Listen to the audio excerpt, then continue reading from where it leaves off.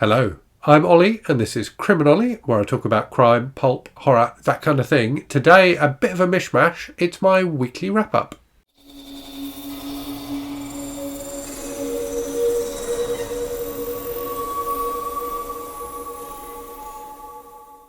So not too much to talk about today. It's been a bit of a slow reading week for me this week. Work has been horrifically busy. I have a terrible headache, largely as a result of work, I think. I'm actually filming this on a Friday afternoon. So I've just finished work for today. I've got a packed day tomorrow. So in fact, if you are watching this when it goes out tomorrow at 5 p.m. UK time, I will be enjoying myself in the theatre. So yeah, got a busy day tomorrow. So getting this filmed today. But yeah, we'll talk as usual about what I've been reading this week, what I think I'm going to be reading in the week ahead, and then just a bit of stuff that's been on the channel and that will be coming on the channel. And I also have a mini, like one book haul to show you at the end. So I have had one book land through their letterbox this week. So let's talk about what I've been reading then. So I think when I filmed this last week, I was reading The Blackboard Jungle by Evan Hunter.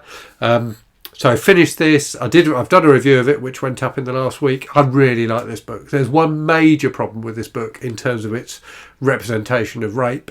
But apart from that, and that obviously that is a big problem, but apart from that, it's a really excellent book. Really moving, really gripping. I thoroughly enjoyed it. So do check out my review if that sounds interesting. Obviously famously filmed. And Duncan McCurdy pointed out in the comments that the film caused riots in cinemas in the UK. So the film features the song Rock Around the Clock by Bill Haley.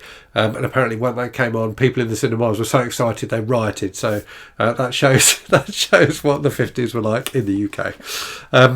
Right, moving on then. So I was also reading, and indeed am still reading, Songs of a Dead Dreamer by Thomas Ligotti. So I was reading this last Saturday. I haven't made much progress with it. It's excellent. It's a short story collection, very weird, creepy short stories. It is excellent, but the stories are really dense. It's just difficult to read more than one at a time. And funnily enough, someone mentioned that in the comments.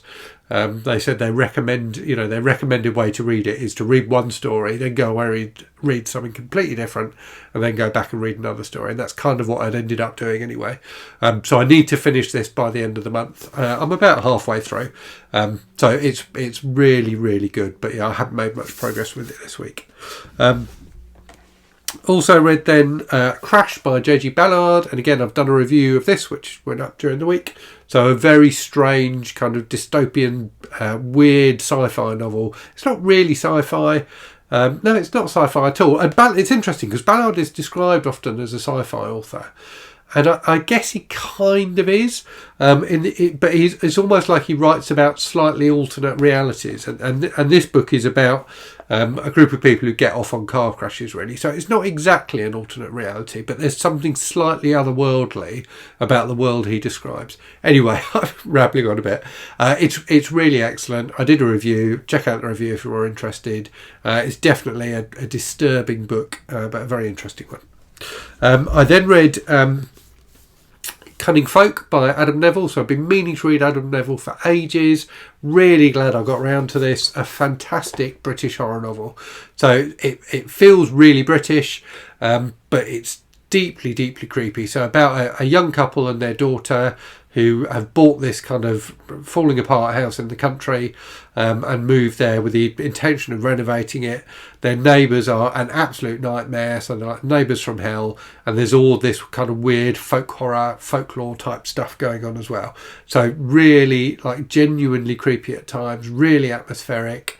There's a twist at the end which I kind of saw coming, but a really, really great book. And Adam Neville's got a really unusual writing style, which not unusual is the wrong word. He has quite an ornate writing style which isn't typical for this kind of book, but I thought it worked really well.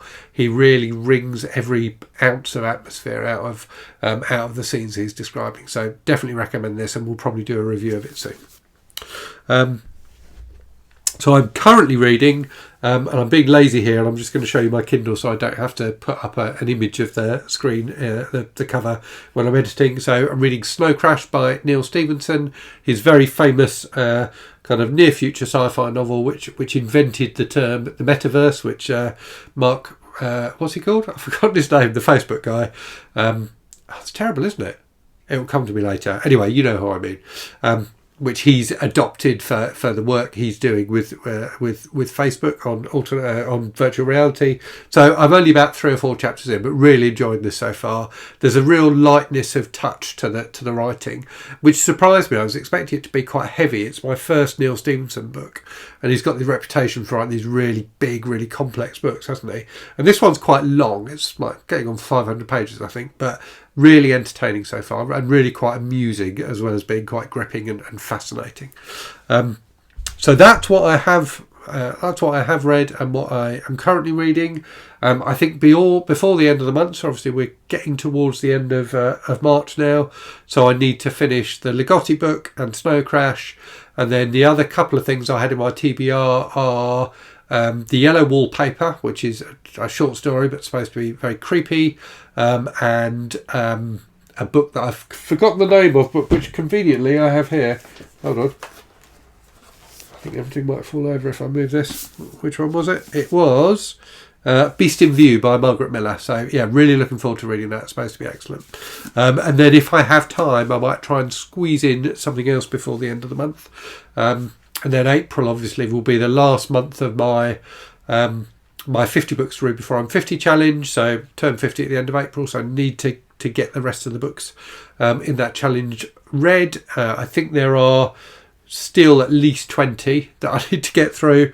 So it's definitely looking tight. And I will be finishing the 100 book challenge, or the Read What You Own challenge, where I'm reading books I already own before I can buy a new one. So I will finish that in April, definitely, as well. So in terms of channel stuff, then in the last week I've done the Jim Henson tag, which was quite entertaining. I did a video, another video talking about 70s horror books.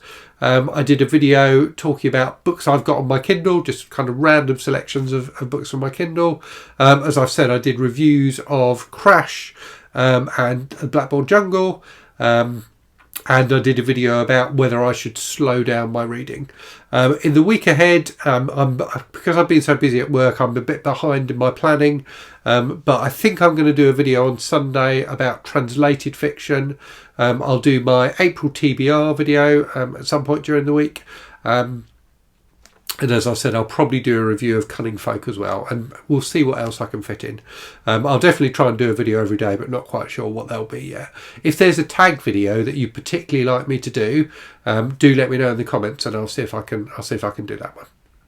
So I promised you a mini book haul at the end. Here it is. So I've been sent this book by the author, Louis Paredes, and apologies if I'm mispronouncing your name. So the book is Out on a Limb. So a horror novella. Looks really fun and really nicely presented as well. I love this cover. So both the image and the font design is really strong as well. And there's nice little detailing in the like inside in the book as well, at the chapter heading. So yeah, very much looking forward to giving this a try. And I will report back in the future and let you know what it's like. Okay, time for a random book from the shelves. And at the moment I'm finding, because I've set myself all these challenges, there are books from my shelves that are really calling to me that I can't read because of all these challenges. So I'm swearing to myself that when I finish this 50 books to read before I'm 50 thing, I'm not going to set myself any challenges for a fair long while. Anyway, one of the books that's calling to me at the moment, which I can't read but really want to, is Gunman by Lauren D. Esselman. So a paperback western that's supposed to be really good. I've never heard of Esselman, but also writes detective fiction apparently. So this book was very kindly sent to me by a subscriber, Rick Croucher, a while ago. Still haven't managed to get to it, but really want to. I'm just really craving this sort of light, slim paperback goodness at the moment. So I hope to get to this one very, very soon. So I hope you found that interesting. Let me know what you've been reading this week. Let me know if you've read any of the books I talked about. And as always, thank you very much for watching. Hope you're safe and well out there. Hope you're reading good stuff. And I'll speak to you again very soon. Cheerio.